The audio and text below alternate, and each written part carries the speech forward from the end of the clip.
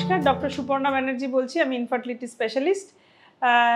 আমাদের আজকের একটা টপিক নিয়ে যেটা নিয়ে আলোচনা করছি, খুবই ইম্পর্ট্যান্ট এবং খুবই কমন একটা টপিক হচ্ছে ওবেসিটি। আমি অনেকই পেশেন্ট পাই যারা ওভারওয়েট, কেউ কেউ ওবিজ, হ্যাঁ, যাদের BMI 25-এর বেশি হয় তাদের আমরা বলি ওভারওয়েট, আর যাদের 30-এর বেশি হয় বাই ডেফিনেশন তাদের ওবিজ বলা হয়। এবার দেখা যাচ্ছে এখন স্পেশালি ফিমেল পপুলেশন এবং মেলের মধ্যেও এরকম অনেককেই পাচ্ছে যারা ওবিজ ক্যাটাগরিতেই পড়ছে, ঠিক আছে। তো এখন এই ওবেসিটি প্রেগনেন্সিতে, আমি যেহেতু ইনফার্টিলিটি স্পেশালি প্রেগনেন্সির পার্সপেক্টিভ থেকে বলছি, যে প্রেগনেন্সিতে হেল্পফুল হয় না, সেটা মেয়েদের ক্ষেত্রেই হোক ছেলেদের ক্ষেত্রেই হোক। তো সবসময় আমরা ডক্টররা তাকে বলি যে ওয়েট কমাও, হয়তো অনেকে বিরক্ত হয়ে যায় আমাদের কথা শুনে, কিন্তু আমাদের বলতেই হয়। কিন্তু আমরা কেন বলি সেটা বুঝতে হবে। হ্যাঁ, ওবেসিটিতে সমস্ত অর্গানেই যেমন প্রবলেম হয়, সেটার মধ্যে আমাদের যে জেনিটালিয়ার মধ্যে যেটা নিয়ে আমাদের প্রেগনেন্সি তৈরি হয়, এগ আর স্পার্ম, তাদের কোয়ালিটির প্রবলেম একটা বিরাট বড় প্রবলেম থাকে। তারপর প্রেগনেন্সির পরে কমপ্লিকেশনসগুলো মেয়েদের ক্ষেত্রে অনেক হাই ফর ওবেসিটি। তো ওভারঅল প্রেগনেন্সি আউটকাম খারাপ। তো আপনি ওয়েট যখন রিডিউস করবে, কি করে করবে? তো ফার্স্ট অফ অল আমি আমার পেশেন্টদের সাথে অনেকক্ষণ এটা নিয়ে আলোচনা করি যে সবার ওয়েট গেনের প্যাটার্ন এবং সবার ওয়েট একরকম হয় না। তো যে ওভারওয়েট তার জন্য একরকম কথা, যে ওবিজ তার জন্য একরকম কথা। এখন সুপার ওবিজও পাই, হ্যাঁ, বাচ্চা মেয়েরা আসছে তারা সুপার ওবিজ। তো এবার কাকে আমরা কিভাবে হেল্প করতে পারবো সেটা সবারই আলাদা আলাদা হয়, কারণ প্রবলেমটা কার কীরকম নিয়ে আসছে। তবে ওবেসিটি কমাতে হবে, এটা ফর শিওর। তো কথা হচ্ছে যে কিভাবে কমাবে। তো অফকোর্স এর মধ্যে একটা বিরাট আছে লাইফস্টাইল ফ্যাক্টর। যে ওবিজ সে কিন্তু দেখবেন যে একদিনে এরকম হয়নি, তো একদিনে কমবে না। তো তাকে একটা রিয়েলিস্টিক গোল নিয়ে চলতে হবে। রিয়েলিস্টিক গোল মানে ধরো কেউ 80 কিলো ওয়েট নিয়ে এসছেন, যার BMI আমি বলছি ধরো 35, তো সে যদি এখন ভাবে যে আমি তো চেষ্টা করছি কিন্তু আমার কমলো না বলে এলো, সে ধরো 1 মাস পরে এসে তুমি কতটা কি করছো সেই চেঞ্জটা আবার আমি শুনতে চাই, যে সে সকাল থেকে কি খায়, তার অ্যাক্টিভিটি কি, সবটা ডিটেল শুনতে চাই। তো সেইটা দেখে দেখা যাচ্ছে যে কি চেঞ্জেস তার লাগবে। কারণ ওবেসিটির ফার্স্ট কারণ হচ্ছে দেখা যাচ্ছে যে কারুর হয়তো ডায়েটে কার্বোহাইড্রেট বেশি, কেউ অত্যন্ত বাইরের খাবার খায়, জাঙ্ক খায়। এরকম একটা বিরাট গ্রুপ আছে যারা হয়তো দুজনেই কাজ করে, বাড়িতে রান্না করার সময় নেই, আর সুইগি আর জোম্যাটো সব কিছু অ্যাভেলেবেল আছে, একটা কল করলেই যদি বাড়িতে খাবার এসে দিয়ে যাচ্ছে, তো দরকার কি আছে রান্না করার, এরকম অনেকের মেন্টালিটি আছে।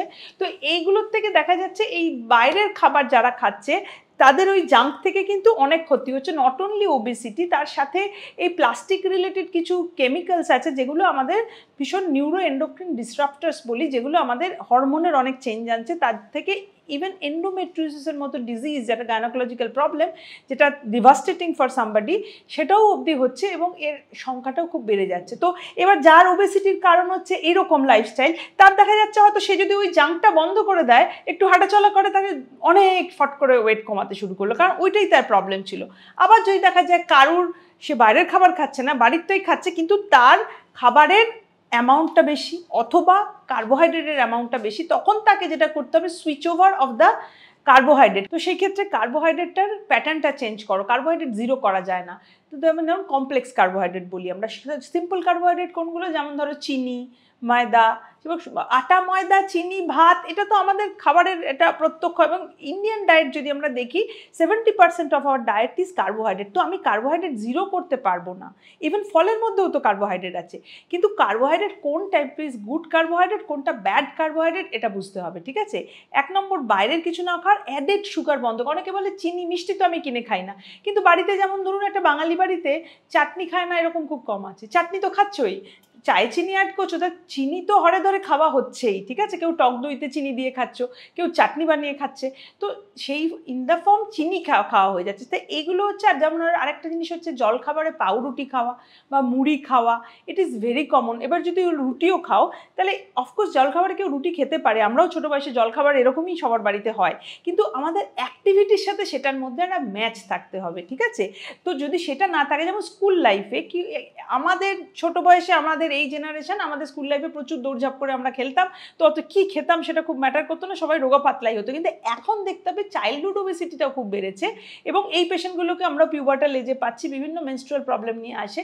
তো কেন হচ্ছে? কারণ এক নম্বর হচ্ছে সবসময় পড়াশোনা, স্কুলের অ্যাক্টিভিটি অনেক কম, লোকে বেশিরভাগই গাড়িতে করে যাচ্ছে, বা গাড়ি যদি নাও যাও পাবলিক ট্রান্সপোর্টেও ওই সামনে বেরোলেই অটো পাওয়া যাচ্ছে, রিক্সা পাওয়া যাচ্ছে, তো হাঁটা চলার মানে আগে যেমন হাঁটা চলা লোকে করতো সেইটা করছে না। কিন্তু সেই সেম ফুড হ্যাবিট যদি আমরা রাখি, যেমন ধরো জলখাবারে সুজি, মিষ্টি সুজি, ছোটো বয়সে আমরা সবাই খেয়েছি, খুবই পছন্দের জিনিস, রুটি, লুচি, পরোটা, this are very common Bengali breakfast. তো সেটা তখন হয়তো একসময় আমরা যখন খেতাম তখন হয়তো এত ক্ষতির কারণ হতো না, কারণ আমাদের অ্যাক্টিভিটি অনেক বেশি ছিল। এখন যদি ভেবে দেখা যায় অ্যাক্টিভিটি অনেক কম মানুষের, হ্যাঁ, অত হাঁটা চলা আগের মতো করতে হয় না, সব কিছু হাতের সামনে অ্যাভেলেবেল, এবং বাচ্চারাও দৌড়ঝাঁপ অতটা করে না, আনলেস কেউ একটা যোগাতে ভর্তি করলো বা জিমে গেল, আদারওয়াইজ স্কুলের সেই পরিমাণ অ্যাক্টিভিটি হচ্ছে না। মাঝখানে তো প্যান্ডেমিকের জন্য স্কুলই বন্ধ ছিল, চুপচাপ বাড়িতে বসে কম্পিউটারে তারা বা ফোনে তারা ইয়ে করছিল, সেখানে তো অ্যাক্টিভিটি আরোই জিরো হয়ে গেছিল।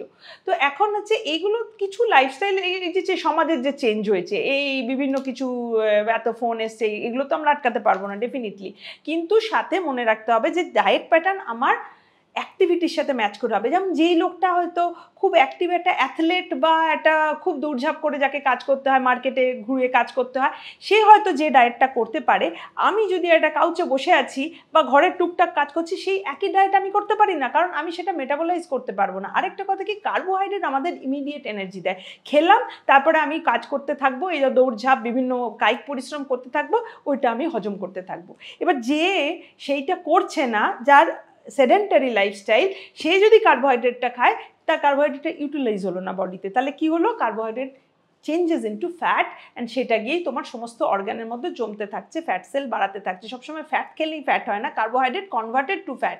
তো সেই ক্ষেত্রে এগেন কমপ্লেক্স কার্বোহাইড্রেট ভাবো, ফলের কার্বোহাইড্রেট হতে পারে, আটার জায়গায় জোয়ার বাজরা করতে পারো, রাগি পাওয়া যাচ্ছে, এখন এত ফ্লাওয়ারের অপশনও চলে এসছে, সেগুলো টেস্টি হয় না, রুটিগুলো একটু কালো এবং মোটা হয়ে যায়, বাট স্টিল হেলথের জন্য ভালো। আর অ্যামাউন্ট, খাওয়ারের অ্যামাউন্ট না কমালে কিছুতেই ওবেসিটি লস করা যায় না। যাই খাই, আমি রুটিই খাই, যদি আমি বাজরার রুটি করেও 5টা রুটি খেয়ে নিলাম, সেটাও কিন্তু মানে অ্যামাউন্টটা একটা কন্ট্রোল করতে হবে। হ্যাঁ, কিছুটা খাওয়ার মনে হবে প্রথম খেলে যে বোধহয় এইটুকুতে আমার কি করে পেট ভরবে, বাট বিলিভ মি, এটা হচ্ছে তোমার একটা পারসেপশন। তুমি যদি রেগুলার ওইটুকুই খাওয়াতে থাকো, বডির বা তোমার স্টামাক ওটাতেই অ্যাডপ্ট করে নেবে, ঠিক আছে? কিন্তু অভ্যাসটা বানাতে হবে যে অ্যামাউন্ট কমা, খাবো জিনিসটা কিন্তু অ্যামাউন্টে কম খাবো, তার মধ্যে অ্যাড করে। যেমন ধরো কেউ চাউমিন বানাবে, অফকোর্স খেতে ভালো, কিন্তু চাউমিনটা এবার ওটা স্টেপল ডায়েট হয় না, কিন্তু অনেকের আজকাল দেখছি ম্যাগি বা চাউমিন হচ্ছে স্টেপল ডায়েট। বাঙালিরা এখন খাদ্যাভ্যাস এত আমাদের বদলেছে, তার ব্যাড হ্যাবিটগুলো, আমরা ব্যাড এফেক্টগুলো পাচ্ছি। তো যেমন চাউমিনটাকে কি করতে পারি আমরা, তার মধ্যে বিভিন্ন কিছু ভেজিটেবল অ্যাড করে দিতে পারি। চাউমিনটা তো কার্বোহাইড্রেট হলো, কারণ ময়দা থেকে তৈরি, সেইটার অ্যামাউন্ট কমিয়ে দিয়ে আমি বিভিন্ন কার্বোহাইড্রেট, বিভিন্ন ভেজিটেবল অ্যাড করে দিলাম, বা চিকেন অ্যাড করলাম, এগ অ্যাড করলাম, নিউট্রিশন ভ্যালুটা বাড়লো, কিন্তু অ্যাট দ্য সেম টাইম আমার অ্যামাউন্টটাকেও কম খেতে হবে। মানে আমার ভালো লাগছে বলে আমি এক থালা খাবো, ওটা করলে হবে না, তাহলে তুমি ওয়েট কমাতে পারবে না। কিন্তু মনে রাখবে, কার্বোহাইড্রেট যে মুহূর্তে খাচ্ছ, সেই মুহূর্তে তোমার ওটাকে ইউটিলাইজ করার ব্যবস্থা করতে হবে। তাই জন্য খাওয়ার পর হাঁটাটাও হচ্ছে খুব ভালো একটা এক্সারসাইজ। যারা খাওয়াটা এই জন্য, যদি একদম আমরা রাত্রিবেলা 11টার সময় খেলাম, 12টার সময় খেলাম, দিয়ে ঘুমিয়ে পড়লাম, that is a bad habit. এটা যদি কেউ একটু সন্ধ্যাবেলা খেয়ে নিয়ে তারপরে হাঁটাহাঁটি করে ওই কার্বোহাইড্রেটটা মেটাবলাইজ করার চেষ্টা করে, that is good. Another thing is intermittent fasting. এবার intermittent fasting is very in thing এখন। সেইটার জন্য করতে হয় কি, যে তোমার একটা 16 ঘন্টার ফাস্টিং লাগছে, সেই 16 ঘন্টার ফাস্টিংয়ের খুব ইজি উপায় হচ্ছে রাত্রের ডিনারটা 7টা বা 8টা, তারপরে no breakfast, directly going to lunch. কিন্তু সেই লাঞ্চটা অ্যান্ড এই ডিনারটা দুটোই একটা কমপ্লিট মিল। তো যারা খুব খেতে ভালোবাসে, খাবারে কম্প্রোমাইজ করতে চায় না, সেই ক্ষেত্রে তাদের জন্য intermittent fasting is a good way. তাহলে তোমাকে কিন্তু স্যাক্রিফাইস করতে হবে একটা মিল, সেটাতে ব্রেকফাস্ট। জল এনাফ খেতে পারা যায়, লিকার টি খেতে পারো উইদাউট সুগার, যেগুলোর ক্যালোরি নেই। শশা টাইপের খাবার, যেগুলো শশা, গাজর, এদের ক্যালোরি ভ্যালু ভীষণ কম।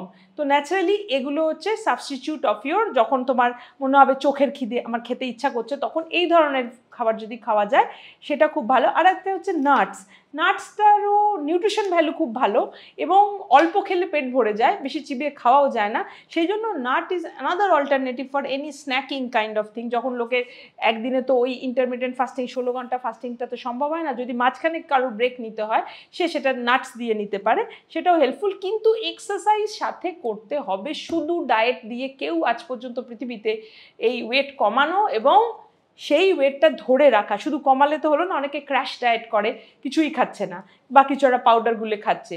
তো ক্র্যাশ ডায়েট করলে মুশকিল হচ্ছে তারপরে তোমার হঠাৎ যখন একটা সামনে খাবার পেলে একটা সেটা আর কন্ট্রোল করা গেল না, খেয়ে ফেললাম, আর উইদাউট এক্সারসাইজ তোমার ওটা মেটাবলাইজড হবে না। তো crash dieting is bad because nutrients আমাদের লাগবে, ভিটামিন আমাদের লাগবে, সেই জন্য কিছু না কিছু আমাদের এই হেলদি ডায়েটের মধ্যে থেকে, যেমন বললাম ফ্রুটস, নাটস, ভেজিটেবল, এগুলো আমাদের নিতেই হবে। এবার carbohydrate try to switch over to complex carbohydrate, যেগুলো আমি বললাম, কিন্তু সিম্পল কার্বোহাইড্রেটগুলো ওয়ান্স ইন আ ওয়াইল যদি নাও, এগেন তোমাকে you have to exercise and burn out your calories so that ওটা অতটা ফ্যাট হয়ে কনভার্টেড হবে না।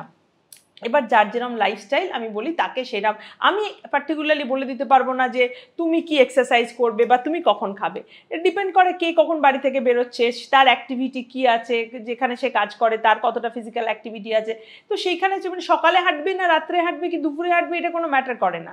বাট সকালে কেন টিপিক্যালি এক্সারসাইজটা করতে বলা হয়, বিকজ সকাল টাইমটা হচ্ছে এমন একটা, যেমন ধরো সকাল ভোরবেলা একটা ব্রহ্ম মুহূর্ত তৈরি হয়, কেন সব চুপচাপ নিস্তব্ধ, এই সময় তখন কেন যোগা এটা হয়েছে, তখন দ্যাট গিভস ইউর একটা মুডের আপলিফটিং অফ ইউর মুড হয়। কারণ যোগা করলে, এক্সারসাইজ করলে, যখন আমরা প্রচণ্ড ঘামি এক্সারসাইজ করি তখন আমাদের কিছু ব্রেনের নিউরো হরমোন তৈরি হয়, যেগুলো good neuro hormone, that gives us a mood lifting. এবার সকালবেলা যদি মুড লিফটিংটা হয়, আমার ভালো মুডে থাকলে আমার সারাদিনটা ভালো যাবে, এই না যে আমি রাত্রেবেলা করলে আমার এটা হবে না। অফকোর্স যার সকালে সময় নেই সে রাত্রেই করবে, ঠিক আছে, কিন্তু you make a habit of it, যে এইটা আমাকে করতে হবে আমার স্বার্থে, আমার আশেপাশের লোকের স্বার্থেও। কারণ একজন কেউ যদি অসুস্থ হয় তো তার পাশের লোকেরাও তো ভুগবে, তারা যদি কিছু নাও করে থাকে, তো এটা সবার দায়িত্ব। আর যারা প্রেগনেন্সি নিতে চায় তাদের জন্য তো আমি অলওয়েজ বলবো যে এই প্রি প্রেগনেন্সি টাইমটার ওপরে কনসেন্ট্রেট করো, যখন তুমি যদি হেলদি হও, তোমার মেটেরিয়ালটা হেলদি হবে, তোমার এগ, তোমার স্পার্ম হেলদি হবে, তোমার প্রেগনেন্সি হেলদি হবে। আফটার অল লাইফটা এবং সুস্থ থাকাটা সবার জন্য ইম্পর্টেন্ট।